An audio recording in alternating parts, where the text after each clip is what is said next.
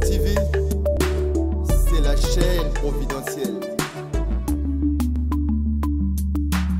Rien ne se perd, rien ne se crée, tout se transforme.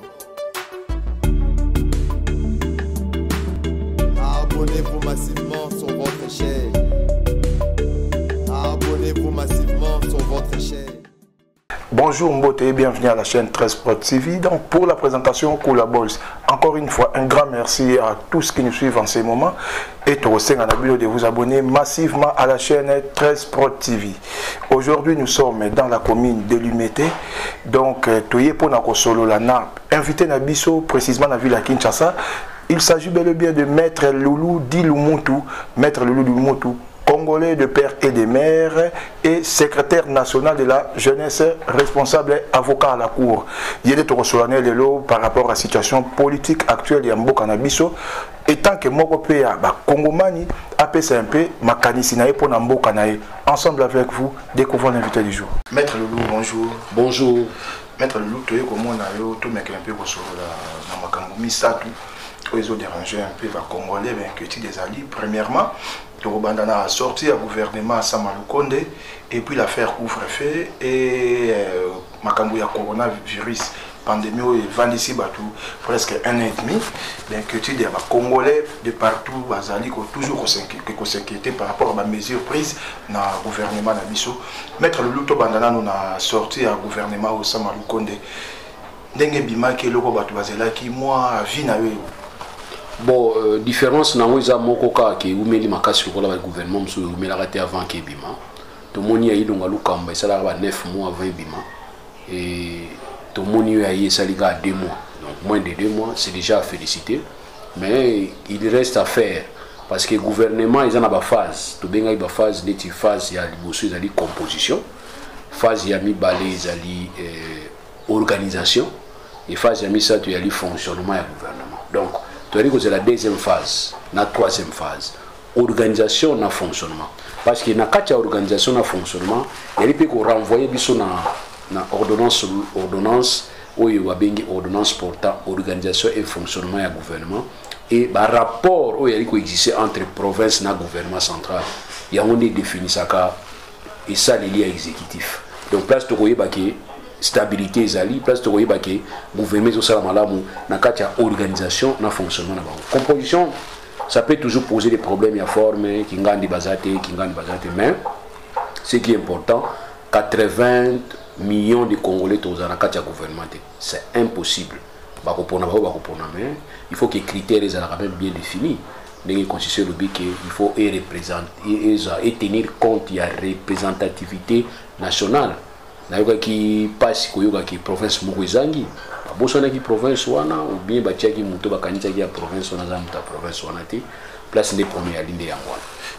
Dans le membre de la province, vous êtes originaire du Congo central. Parce que binomo la province na bino Congo central, vous serez retrouvé dans le gouvernement. Bon passe na biso au niveau Congo central et raga que depuis 60 était les autres dans la premier ministre té. Moko abimate. Presque les colonions ils ont le premier ministre. Biso nan tozo locataire il y a primaturité parce na biso ngona mais qu'on se retrouver en quelques mois on yoruba oui parce qu'à partir du moment où nous avons plus de 5 représentants il y a Congo central bien que ba na cadre à Congo central tel ba parti politique na bango en tout cas pour nous baza ba originaire à Congo central ba orienté Congo central ba koloba biso PC qui importait ya li ko sala ni malamu. Aussi, au niveau du ministère de l'hydrocarbure, il faut féliciter parce que depuis 1960, il est là. Nous ministre de l'hydrocarbure au Congo, à Zalate. Mais si on parle d'hydrocarbure dans la RDC, on fait allusion dans le Congo, dans le Congo central. Alors, nous trouvons juste que dans les mines, nous avons mine,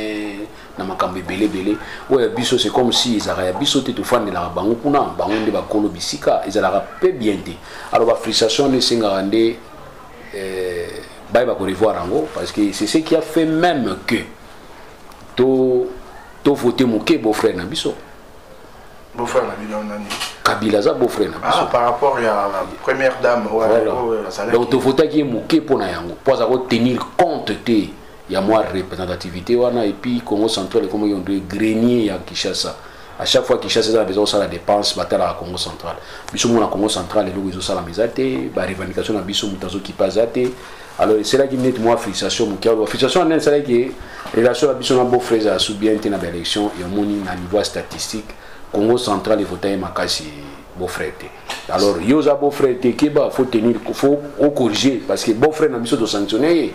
Il y a des états maïs, Jumoto. Mazan neveu n'a vu parce que donc le président Félix c'est son neveu.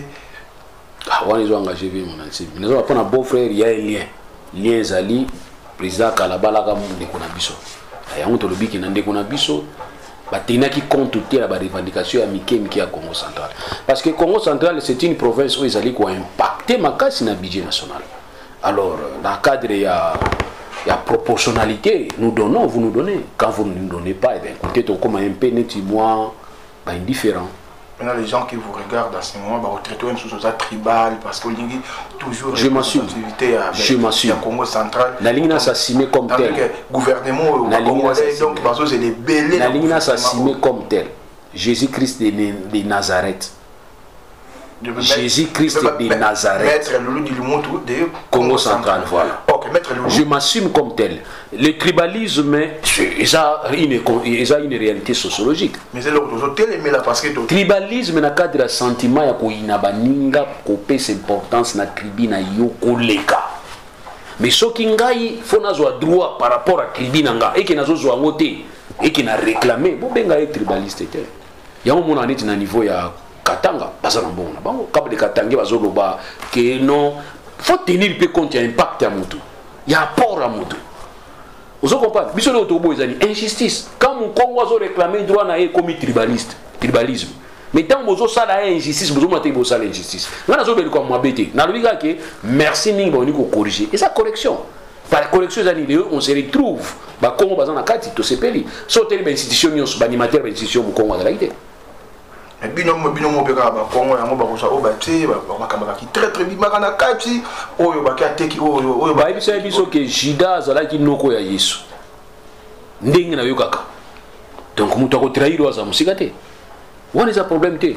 Soki mu Congo trahir nga siko bino ba ikolo mususu. Boyininga te. C'est que ça cuisine interne mais voilà, vous comprenez dango mais nous allons corriger. Comme bali ko corriger na ninga libanda to féliciter. Mais nous devons dire tout. O ba to ko banga pour traiter ngai tribaliste ou traiter nga je m'assume. Naza nationaliste nazo défendre nation nga. Mais à un certain niveau il y a comportement n'est ça ko diviser, subdiviser. So landi ti na suka o mona za mutu ekolo moko. Donc quand tu viens importuner ekolo wana nga na za wana na utikoti. Je suis comme un juif. Voilà. Maître Loulou, gouvernement Oyokaka, Samaloukonde, avant sortie, il y a gouvernement, 2 jours avant, on n'a pas compris, on a marché, biloko, toba, augmentation, il y a prix, majoration, il y a prix même à 3 fois. Au moins, il y a 1000 francs, comme 3000, donc instabilité, n'a pris, donc, n'a marché, ma sécurité, et puis, et là, on va Congolais, on va comprendre, jusqu'à présent, les Congolais, depuis le mandat du président Félix, Bazaka toujours qu'on s'est retrouvé. Tandis que non, la partie où il y a outils, Bazarani, on va les peuples d'abord, mais peut-être les contraires, même, surtout qu'ils sont très loin, même on va combattre à UDPS, ils avaient même réclamé que non, papa Tika qui boulangerie, moi, on a lipa, mais moi, on a pas quand lipa, à moi, on a battu monsieur, c'est ça qu'on s'est retrouvé. Dans ma camboua, tout le monde a eu un moto au vivacana, battu bon terrain, au Golo Bani. Il y a pour moi CV, pour moi, c'est CV. Ma bende abiso yali toujours recruté batu par rapport à activité à ça qui na parti politique, il y a militantisme na bango na parti politique. Mais na parti na ba pays ils a sérieux, ils a CV. Il y a monde batu mususu ba lingi ko et souvent ba shege, ne bazo kola, to ba shege ne bazo me belé. Ya bon parce que ba bana miki bazo mona ne ba shege bazo tambola ne ki ya voyoutisme comme on dirait moi catégorie sociale moko et comme une importance na RDC. Ya moni bana mususu bazo lungwanda kwa kiko sala ki shege. Donc to pousser bana na kutanga obisa bana ki valeur na yo ezana kutanga mais lelo soki mutu azozwani ka chance eloko pamba zwi na ye bo créer catégorie bato bazokanisa ke classe ezopesa so eloko te premier ali kamba CV nde mama et puis à part CV za kama ko prouver oyo yo tangaki na classe na terrain mais bato bazo subir ba makamwa les peuple congolais wa souffrir tous les jours. Je comprends, il y en a qui nazo comprendre mais surtout que na logique parti politique et ça là qui mingi bazuité yango nezo sala biso mabelelo Parce que les gens pour former le gouvernement, nous tenons compte plus de la parti politique, de délégués. Les gens qui ont le niveau CENI, c'est parce qu'il y a des délégués des partis politiques. Pour CENI à la vraiment indépendante, il faut que CENI pour tenir compte de la corporation et la société civile. Au Bazali, au Salagana CENI, 5 ans avant, au PESA qui mandaté, jour où on peut s'y mandater, 5 ans après, on peut s'y mandater. Au commun qui n'a CENI, il y a des pumburu, il sauté. Mais Moutou Azala qui n'est pas CENI, moi il bateau à CENI l'année passée. On peut s'y candidature.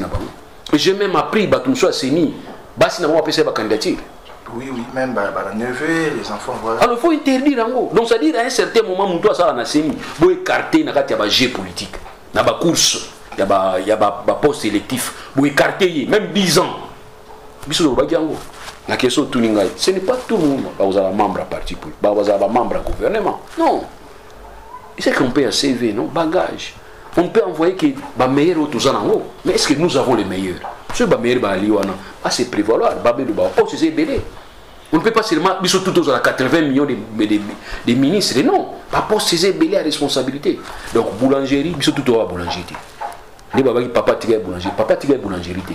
Papa tiga boulangerie peut attendre. Boulangerie non, fait oh ya tiga qui boulangerie attendre. Moi papa tiga boulangerie attendre. To benga ke docteur. Donc dès to benga ke docteur on a pas attendre. Alors bino muso ba tiga bino na sima on a na papier na yi. C'est ce qui est important. Parce que moi ce que je trouve anormal les que à chaque fois que les partis politiques sont les gagner, ba intellectuel na bango ba mona na raté. Ça que je trouve un peu normalité. Mais on va payer Moussou n'était pas payé de la Grande-Bretagne. Si vous avez un parti politique, ils ont en charge de la communication, ils ont en charge de l'économie, ils ont en charge de l'environnement, ils ont en charge de la santé. Jour où vous avez pouvoir, on ne va pas poser des questions. Tu as la liste à 8 personnes, tu as la comme ça, 135. Non. Tu dis que nous avons ceux qui parlent dans médias. Donc c'est que la ministère, il y a médias. Nous avons ceux qui parlent dans la santé, il y a la ministère de la santé. À une expertise. Donc, yo joue ba benga o mutu santé, o pe sa ta conférence, to séminaire na kati ya parti politique na bino. Quand on ba liko nyata, ba étudier ba lobi oui, type mazara mayeli. Azana expertise, il mérite. Voilà, zo mérité. Ozo combat alors jour gouvernement ko bima to ka moité. Na mda to fani kaka parti tel les une majorité ba zo former gouvernement. Type wana ça ba conférence na parti politique na bango ya côté santé. Si les mayem ta za ministre hier, il y a santé. Mais tout le monde zo chama kelelo. Tout le monde même au Ganga Magamba boulangerie tout na ya na CV. Exactement. Si go bango ba bango web ça ba ndemo. Ya na CV. Comme ça dozo CV no to bunisa na CV ba ninga mususu. So yo le kito peso avantage parce que yo ont avantage, aux a muta parti politique et du pouvoir, on a licence lokola yé, mais ya yeka lelo. To pesa muto abunda na sokala, ya na document na licence. To pousser bana ba ki no tanga. Moi na lobi na te parler na kenetique na la mwana retard. Grand frère de 6 classe licencié. Na monter ka ba crédit na coin nga mona pesa yo ba mbonga mapa tina okini classe ezate moni vient na biso na mutama ele makasi mitala yo na tala na mo porter bilo romani porter akoma ni receveur nazo sika bango te mina biki ezali te muto atangi classe belé sort na indi za la yango non dans un état où ils sont se respecter ba pays musukutu na ba chômeur ba ofuta bango siko yebisa na chômeur atanga te na chômeur atanga ofuta bino nde moko te. Donc, il y a des critères. Surtout les critères, on a que le gouvernement peut vous mettre. Mais si tout le monde veut devenir ministre, vous êtes comme ministre, vous retournez à vos bagages, na zéro. Tout le monde est ministre, vous avez passé la fois passée, même son propre nom, il avait des difficultés au commandement. Maître Loulou, merci. Maintenant, parlons de l'affaire couvre-feu. Couvre-feu, au Congo, le gouvernement, il y a besoin de mesures. Mais pour dire que non, mais aussi la telle date, bah pour rater. Toujours que déjà presque 6 à 7 mois, na couvre-feu. Mais chose étonnante, c'est que couvre-feu, on a petit peuple qui souffrir. Bah fête, on a biso 20h04. Avant 21h, il faut qu'on bien que bah tiens 22h. Dernièrement, bah tout ça repoussant 22h. Mais na bango moko, au moins na moi général Morazoba là. Faites même petit 23h, même petit lobby na tongo. Et puis il y a des boîtes de nuit de longe bar où ils ont que non bobi que bakondi bako taka. Pende bakondi dans la sécurité tout bango ba mais la population et le côté ba barrière est commis de la péage moyennant 1000 francs 500 francs l'équipe. Étant que congolais parce que vous parlez au nom de la jeunesse, vous êtes aussi secrétaire national de la jeunesse responsable. Et tant que Congolais, par rapport à ma Cambouignos, que les couvre-feu, cela prouve que malade des années, malade des à côté de sous-souté. Parce que, période mon arme au banga, massa mon apôtre benga, massa, nazo na kin, luki la place à Ofanda. Oh, mais nga mon benga, luki la place nazo na ya Ofanda. Mais il y a bani ko benga nga, c'est que ania ki ma poto ayakoto. Na tuni po ani, ah malade ebeta makashi. Le monde qui mutu ania bate na nzoto na ye. Akima na poto ya Ofanda en Afrique. Pour ba en Afrique, ils obeta makasité. Alors, ceux qui ont les makasité, pour ce peuple qui a sur les makasité, nous avons une bénédiction. Bénédiction, nous avons une force à propagation. Ils ont une France, une aux États-Unis. Nous avons des médecins au Bazali plus politiciens que politiciens. Les scientifiques na biso Bazali ko tambola na ba avantage, ça dit ba tchaba tout na ba eto, bo tchebi so ne tuna ya to na eto. Tout ça parce qu'attend la médecine, à un professeur, à vie naïe. Mais n'importe quoi d'autre tellement ba vie wana. Bah à vie on a d'autres tellement là, on a poto. Et puis qu'on n'est pas dans un système de mono à vie. Non, qu'on est dans multi à vie. Nous devons appeler sa vie naïe, oh ya lobi boy, l'idée là, oh la boy naïe, oh lobi boy. C'est comme ça. Et pas dans biso ils allaient task force, c'est task force. Autant la task force on a monté au chat on a na quantité, mais bazaka bato maïli na quantité. Bato wa français ko la biso. On est au sala débat pour oyo bato maïli bazé belé sikoyaka. Task force sur task force. Mais quand on a poto ya ligne, il y a les comités scientifiques. Na comité scientifique contradiction ça. Ba sali débat, ba soumettre en pas la politique. Politique a dû à récupérer à se baser dans une décision. Mais ici il pas dans biso ya li task force. Il y a les moyens bénéfiques. Na osenga bato kanga bato moni. Ah, yo ko loba ici. O tike pas ba politicien ba ça ba décider bazo ba décision. C'est ça m'a demandé. Na poto Macron a repris sa orientation. Bon mon discours à Macron en 20 heures a payé orientation. Isaboy.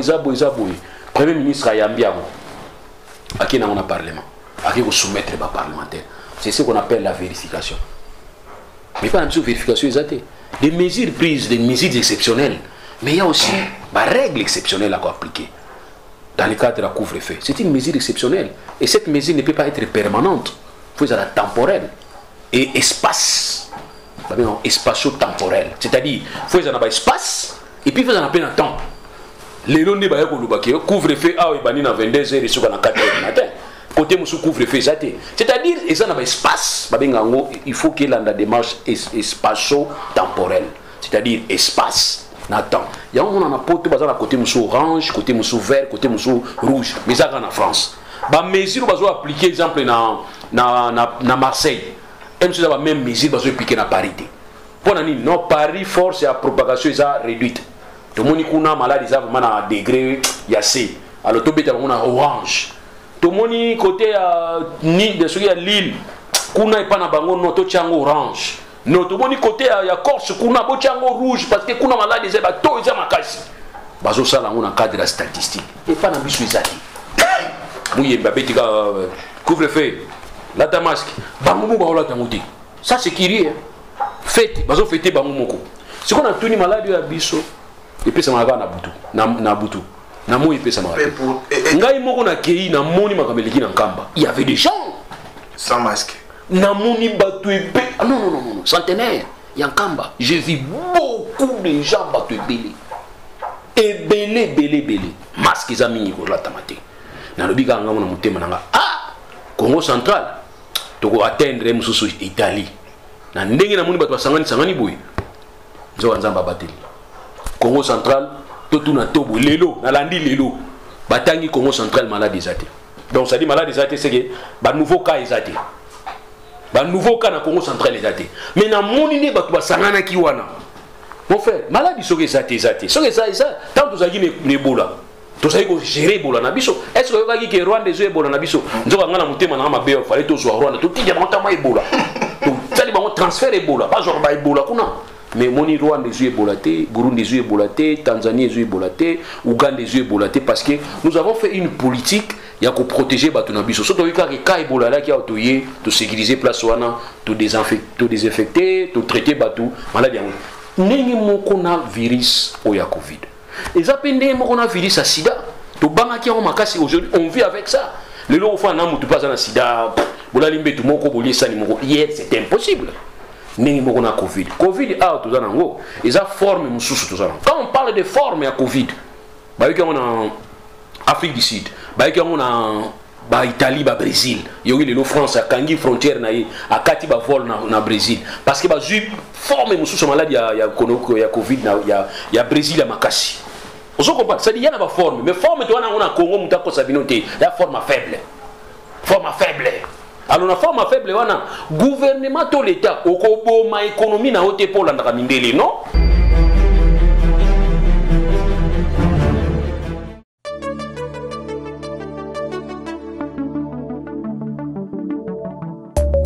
Prod TV, c'est la chaîne providentielle. C'est votre chaîne, notre chaîne. We are together, on est ensemble.